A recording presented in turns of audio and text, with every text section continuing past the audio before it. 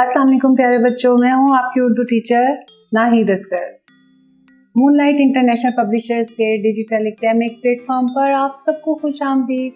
एकदम उर्दू सीरीज में मूवर्स में जो आज मैं आपकी मुलाकात करवाने लगी हूँ बहुत ही एक नए हर्फ से जिसे आप पहले पढ़ भी चुकी हो और उससे शुरू होने वाली तमाम चीज़ों से, जैसे नीम से शुरू होने वाली हम तमाम चीज़ों से आज मुलाकात करेंगे। बहुत सारे जानवर शुरू होते हैं नीम से, पता है आपको? नीम से जी मछली और मोर। मैं कुछ लफ्ज़ आपको कहानी बना के बताऊंगी, आपने उसके अंदर से सारे मुझे ढूंढकर तलाश करके बताने हैं कि कौन कौन से जानवर हैं इसके अंदर जो माँ नीम से शुरू होंगे। नीम की छोटी शक्ल आपने याद रखनी है, वो सिर्फ एक नीम की गोलाई करके और बस वहीं ख़त्म हो जाती है। अब हम सारे अल्फाज को देखते हैं।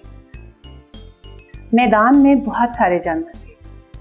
मोर नाच रहा था, मुर्गी गाना गा रही थी, पास ही एक तालाब था, उसमें मेंढक और मछली दोनों थे। कितने सारे ये आपको जानवर नज़र आ रहे हैं जो किससे शुरू होते हैं? माँ नीम से। आज आपकी मुलाकात कितनी सारी चीज़ों के साथ होगी, जैसे माँ मछली, माँ मेंढक और माँ मुर्गी और बहुत माँ मोर। हमने इतने सारे जानवर जो माँ नीम से शुरू होते हैं उन सबको हमने यहाँ इकट्ठे देखा।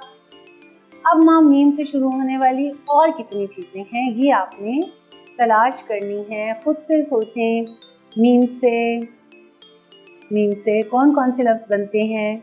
नीम से माल्टा सबको बहुत पसंद है, और नीम से बहुत सारे और भी लफ्ज़ बनते हैं, जैसे